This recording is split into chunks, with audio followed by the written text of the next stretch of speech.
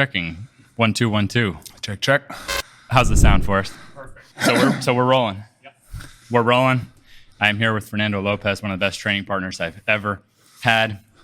Fernando, how's it going, brother? Good, man. We just the intro to the podcast. We finish a workout, so Yeah, a little tired. Fernando and I have been working on exercise and diet for a very long time, and we both believe that yes, there is correct data on how things will work, but that doesn't mean anything unless you can actually stick to a diet. Correct. If you're not more stressed by following a diet, if you can stick to, if you're more stressed and less happy because of your workout program or your diet, well, that's not really ideal. We didn't game plan for this. We've known each other a long time. So let's open things up. What have you been working on? What have you figured out? How are you helping people? He gets people insane results. Speaking of which, he has those results himself for us. We got to do our brick check. Brick check! What's this? Every The brick. podcast. There you go. Let's see. You got it. Ooh, brick checking, looking good. So he practices what he preaches, but he's not all stressed out about diet, and that's the point. Right. So what do people need to know that they don't, that could help them have less stress and better results? Well, I try to keep it down to principles. Okay.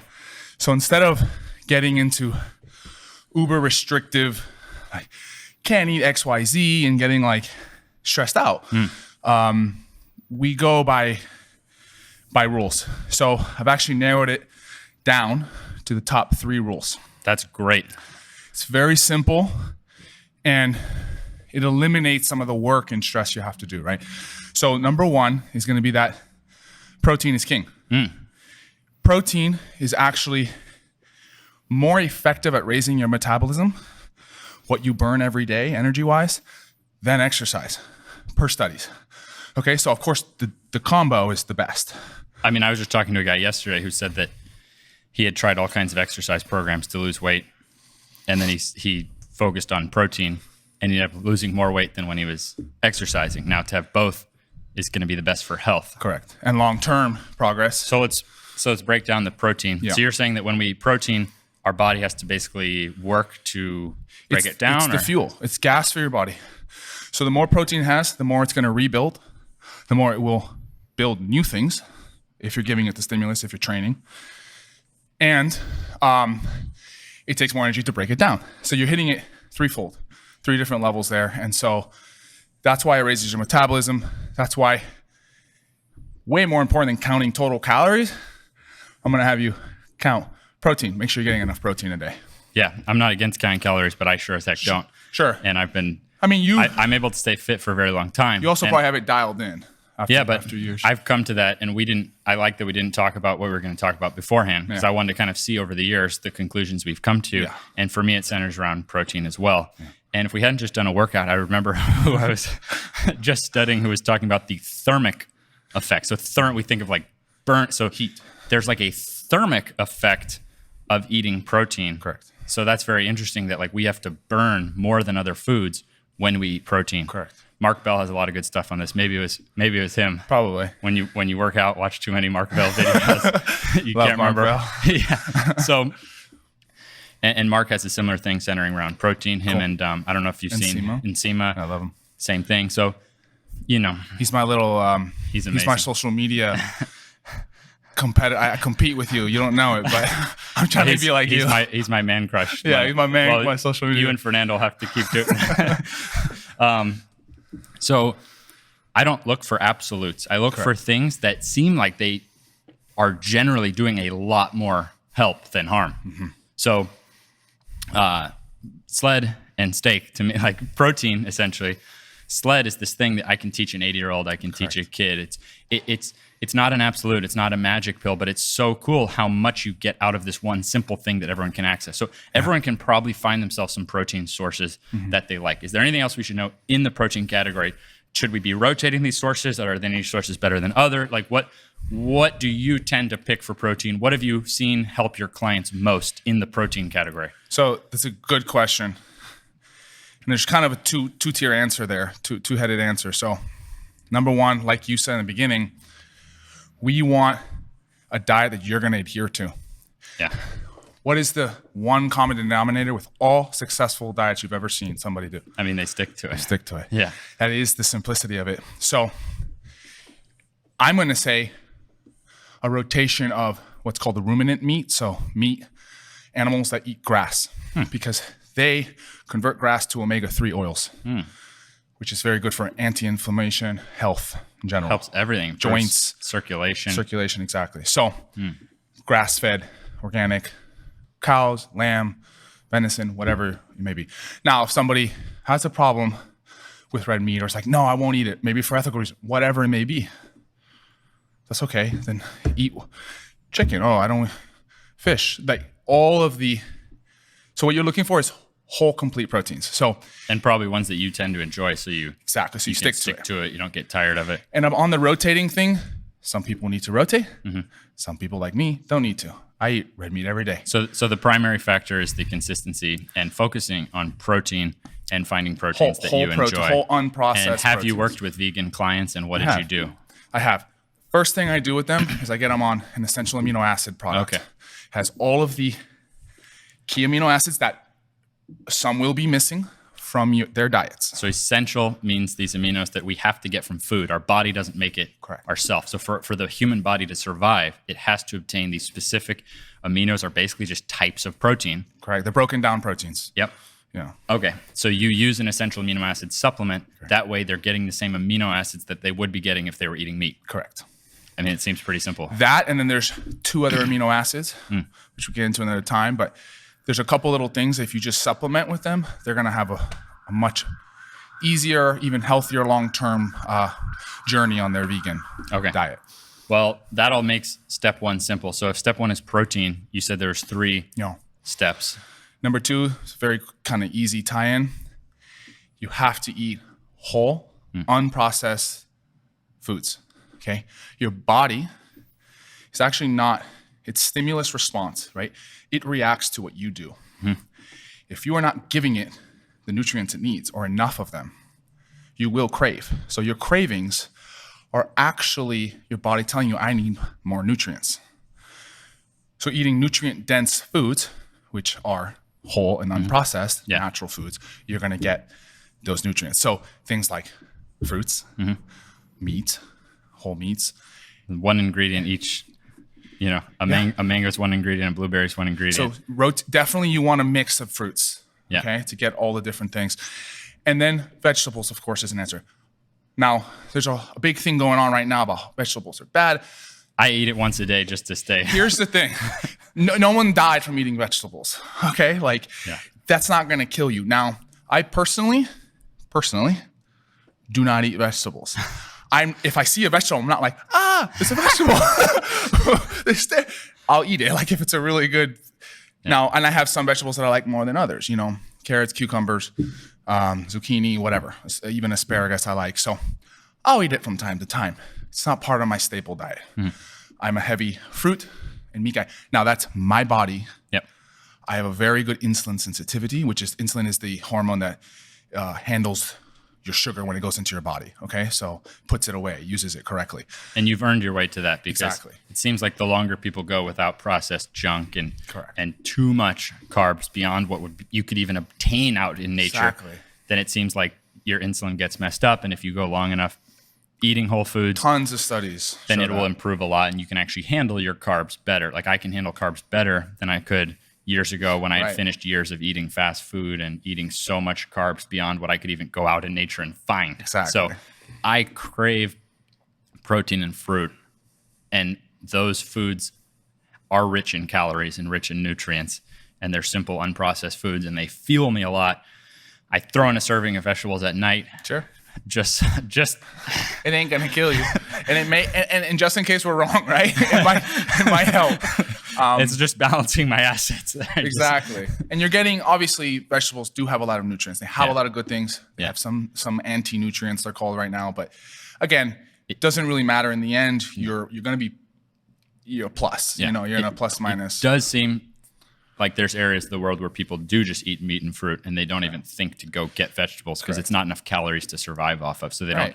In their culture, they tend to eat meat, fruit, and honey. However, in many other areas, big fan of raw, unfiltered honey. Okay, good to know. I use that as my post-workout. Yeah. Take a tablespoon. Other areas of the world, it seems like they're eating vegetables and they live a very long time. So to me, it seems like if we're getting the protein and the fruit, then we have enough calories to survive without eating unprocessed foods. We're satisfying all our nutrients. I started to realize that the biggest problem in my diet was the thing that I thought was like a 0 calorie this or that, which I think is fine for someone to add. But when you're trying to replace real food with these kind of things, then I find myself craving and eating pizza. So it's like, so people tell me like, man, you shouldn't have fruit every night for dessert. It's like, well, that's better than a donut. That's better than ice cream. It kills the cravings for me. Right. I'm over 470 days in without a single cheat meal. It's amazing. But I'm not doing that to tell people you shouldn't have a cheat meal. I'm doing it because I'm on a quest where I'm happy and I enjoy what I'm eating. So if I can get things to a simplicity that I'm happier, I've never been happier. I've never enjoyed food more 470 days in to not eating junk. That way I can share to someone here's a tip that might help you stick to a diet. And so protein and fruit, I came to these same conclusions. These real foods help me. Anything left to say on number 2? Maybe we can circle back, or I don't know what number 3 is. So, well, yeah, just to wrap up number 2, it's just, I mean, you said it perfectly. Like, and I want to hit on the carbs are not evil. Carbs themselves do not make you fat. Total calories will, okay? And your lifestyle and your toxic lifestyle is what's gonna make you sick and gain weight. So there's things in fruit, in these natural sugars, this raw unfiltered honey. There's actually enzymes and amino acids that help break down and handle that sugar better. That's why table sugar does not compare, a tablespoon of table sugar is not gonna compare to a tablespoon of raw honey. Yeah. It gets handled and absorbed differently. So again, if you stick with nutrient-dense foods, whether it's your sugar source or your meat source, your protein source, you're going to be fine and be able to stick to it long term. It's harder to overeat calories off blueberries than off pizza. I can overeat calories off pizza. So I feel like something's missing when people say, no, it doesn't matter what you're eating. It only matters calories in, calories out, because the reality is that if you're eating the junk foods, it's easier to overeat those calories. Correct. Like I'm agreeing with that person, but saying if we get it closer to what nature made, I find for myself and the people I'm working with, we have less cravings, and the end result is we don't overeat calories, but we're fueling enough to fuel our muscles. I've been able to put muscle on lately, not by changing what I eat, just by prioritizing. Like for me, I normally would only eat like 2 meals a day. And now I just have some steak and eggs in the morning. Nice. And simply by doing that increases my overall calories for the day. But now that I'm doing that, I have even less cravings. Because you have more nutrients. Yeah. So it just comes down to if you're getting enough nutrients, you're not going to have those cravings. You're not going to splurge on crappy food, because the thing with that crappy food is it's not giving you the nutrients. So the brain, if you get deeper into nutrition, you find that all the micro processes in your body, from the health of your brain to digestion, all these things requires energy and it requires certain vitamins and minerals. So if you're not getting those things, your body's just going to keep telling you to eat more, and you're missing it because you're still eating crappy pizza, and you go down that path. So I basically follow what you've just laid out in points 1 and 2. Yeah. And that's worked better for me than anything I've done in the past. So what is point 3? Hydration. It could be number 1.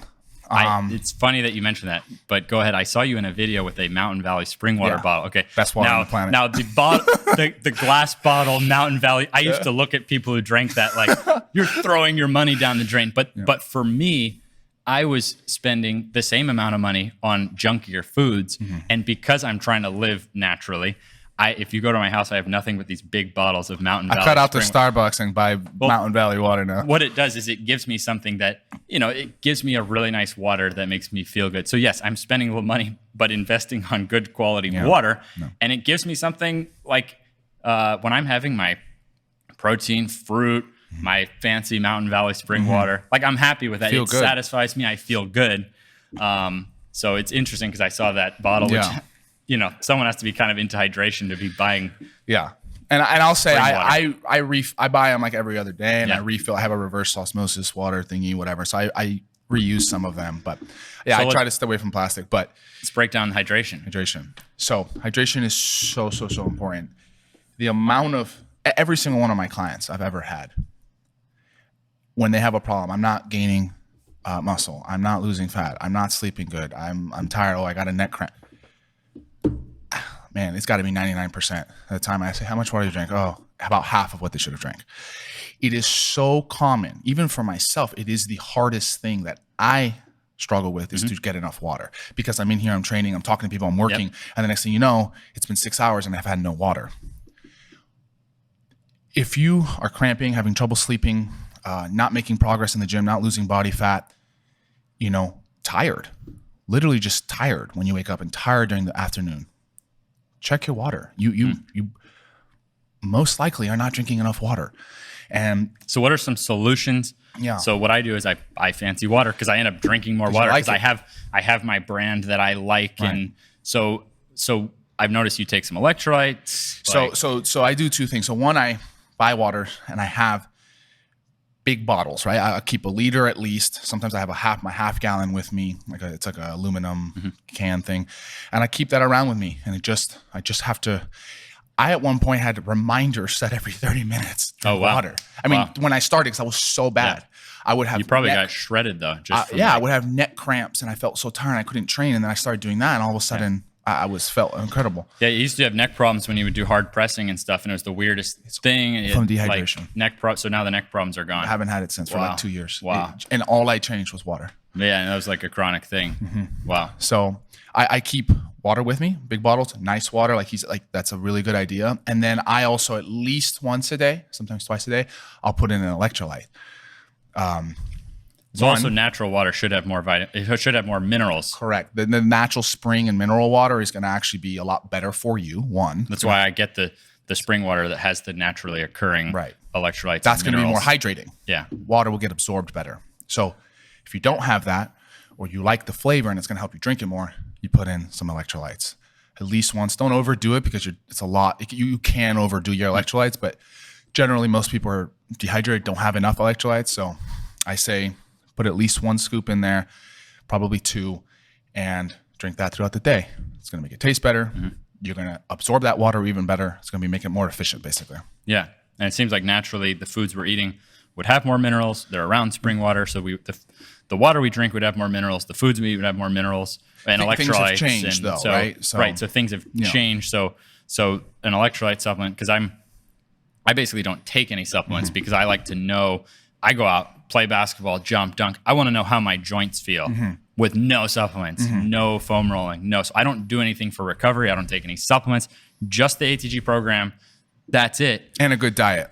Exactly. Key, yeah. But eating just whole foods. Exactly. But if I was going to add something, it would make sense to me that electrolytes would be the thing to add, because it seems like that would be the most deficient thing based on what would naturally. It burns the fastest up in your body from the exercise. And especially being like, we live Florida, I split time Florida, California. I'm often in the heat. I'm probably losing more than if I lived back in Ireland or something. Exactly.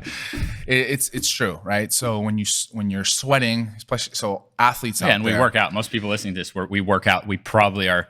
Especially if you're like an actual athlete, like playing basketball for 2 hours or football practice. My God, these things you're gonna lose a ton of sodium, potassium, and a lot of other trace minerals. So yeah, so add that. I personally, which I know I'm in the process of making one. I should have samples in the next couple of weeks. Pretty excited about that. I created a quick backstory. My father has had a vitamin business for 40 years. So I was literally born in a vitamin business. Yep. So I grew up with that background history. And since I was 16 years old, which is 16 years ago, I have been wanting to create supplements that are like efficient, bang for the buck, like eliminate the, buying 15 different bottles and having we used to take like 20 different stuff. We used to make our own stuff. It was so stressful. Yeah, stressful and money issues. and so much money. So I'm trying to just create a line that is just bang for your buck. Protein, whole foods, electrolytes, and water. Boom. It's like, and that's what I found out is I've had the best results of my life over the last 5 years of doing less stuff. Yeah. Taking no supplements. Right. Not doing anything for recovery. Right. And getting back to the basics of things, which for a recap on the body, I would say is more like sledding, so we get that circulation safely without beating ourselves up, and doing as much backward as forward, so our knees are stronger. And then in weight training, thinking of my strength and mobility and harmony when I'm getting stronger through full range. And it's like I've been able to fix every issue I had in my body. Yeah. If you put those two things together, I mean, you're like golden. The last one, which we won't get into, but it would be sleep, by the way. So underrated. It's it's huge. But it's not diet. Yeah, the big three of diet. Correct. So we're getting our protein, whole foods, and hydration. Right. And all right. So we'll give one tip each for sleep. Okay. Because I've been able to get insane sleep the last few years. Okay.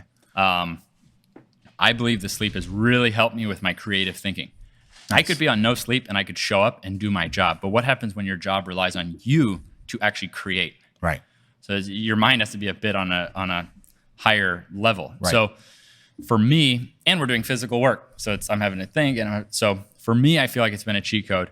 I turn my phone off. I just had a video on that. In advance of when I want to go to sleep. Correct. Even if it means turning my phone off and being like, well, now listen, I just lay in bed talking. Do you know how much great stuff has come from us laying in bed talking? Oh.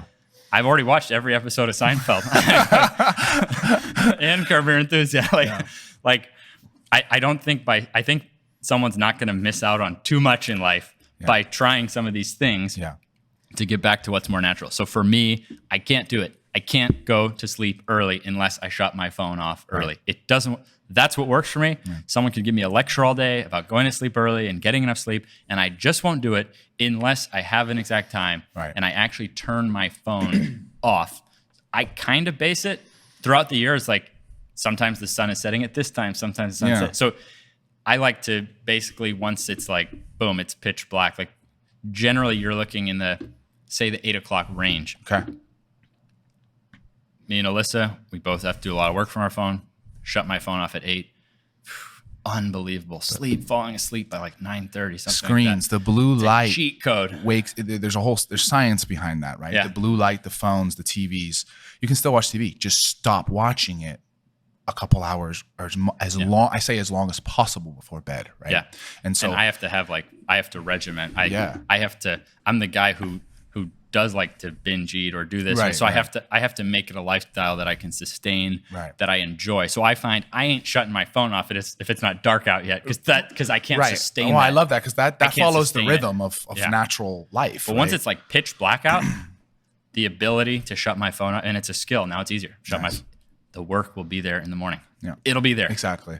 Turn your lights off in your house, things like that. Just when it's dark outside, make it dark inside. Is that what you do, or do you have any other tricks on sleep? Well, I'll go on the Or other is that end. another podcast? How far, Forrest? How far are we into this? 24 minutes. Oh, Okay, we got a few lot minutes. of good data in 24 minutes. It's really good, actually. If you got through our heavy breathing at the start, and you Well, yeah. So there's a few tips. I mean, hydration. What you just said is one of my favorite ones. If you're dehydrated, you're going to be more stressed. You won't sleep. Okay. But to go on the other end, so you're talking about night. My big tip is wake up at the same time every day, even if you slept 3 hours. Here's the thing. sets you up for It's going to success. set you up long term. Yep. So if you have to wake up at the same time, 7 a.m., let's say, right? And you're struggling, but I only got 3 hours. Keep doing it. Guess what? You will be tired one day and you will fall asleep at 10 and you will get your 8 hours or whatnot, 6 to 8 hours, and you're going to be now create a long-term habit. So, and I say, weekends. You guys like to party. I know a lot of people, I say this all the time. They're like, on the weekends. Oh yeah, right. Look, this is Not absolutes. It's not absolutes. Things that will generally help I don't more. always wake up at the same time, but this is a key principle that if you are struggling and you want to fix your sleep, if you set an alarm at the same time every morning, your body will naturally start to find that rhythm. Yeah, I wouldn't have been able to do it without that either, because I never had good sleep until I got a dog who would be whining in the morning for his walk. So kids and dogs will do that. As soon as the light starts coming out, the dog is whining. Lucky, this is like 4 years ago. Nice. So I'd have to go take him for a walk in the morning, but then I'd be exhausted and we started falling asleep at imagine going to sleep at 9 p.m. and waking up at 6. So for someone like me, all of a sudden I have 9 hours of sleep. It's amazing. And now I'm out in the morning walking my dog, doing all these things that we're supposed to be doing because of having a dog. Andrew Huberman is a neuroscientist, and he talks about. I was able to hang out with him recently in Costa Rica, and we were training and able to learn about a lot of this stuff. And just without realizing it, getting a dog made me wake up at the same time every morning because he would. So then I started falling asleep earlier because I knew and then I knew I'd have to be up. So, but it locked it in. The dog woke me up at the same time every day. Had to walk him, get the morning circulation, whatever. And I would actually walk to go get my cup of coffee, which apparently that's something too, like to go start getting. Don't eat like first thing you wake up, to go start getting circulation before you have your caffeine. Correct. So it's interesting. After all this time, we've come to the same conclusions. And we've helped a lot of people with this. So the odds are these are going to be stable principles that people can follow and then make their own in their own way, however they like it. Maybe you love berries. Maybe you love mixing it up. Watermelon. I look at what's seasonal because Cantaloupe I find and watermelon. You ever get like an in-season fruit that you're like, watermelons. This was created naturally. This mythical watermelon right now is it's godsend. It's unbelievable. Yeah. So when you start having that and enough protein, maybe now that's also helps fall asleep easier at night because you're not still like stressed out, craving things. So it seems like these things will all go together. Yeah, they do. And protein, again, remember, high protein studies show that it's also going to increase your insulin sensitivity. So it's going to make your body more able to handle carbs. Wow. Okay, so it all works together. Killer. Well, we got a lot of stuff on this. We will keep grinding and meet up again and share stuff with you. Fernando, you shared some incredible stuff. This gives amazing principles. That's how I like to live my life, is with simple, basic principles that I won't forget. I can apply them immediately. So hopefully this helped. Drew will put all of Fernando's information. So if you have any more questions for him, you can get to him. Any final words for the listeners/viewers? All my podcasts are on YouTube if you're listening right now. Nice. Yeah, I have a little YouTube. I don't have a lot on there. It's new. It's called Fueled by Fern. I also have website, Next Fitness Online, or Fueled by Fern. It's the same website, or goes to the same place. I offer meal plans. So if you are struggling to even know what is what calories and whatnot, I make it very simple. I give you a little information packet. So again, it's to guide you and to help you be able to have a long-term successful diet. That could really help someone to get started, to see something that has worked. One of my biggest beliefs from Derek, Mr. Infinity, is basically to get advice from people who are already succeeding in what you're trying to succeed. Like they've already done the thousands of hours and paved the way. So now you have this thing that you can follow. So that's what I did with my business. That's what I did with my program. It just takes what I've sacrificed my life. Boom. Now it's accessible. You have the same thing with meal plans. Highly recommend it. Thanks, brother. Thanks, man. Peace. Peace.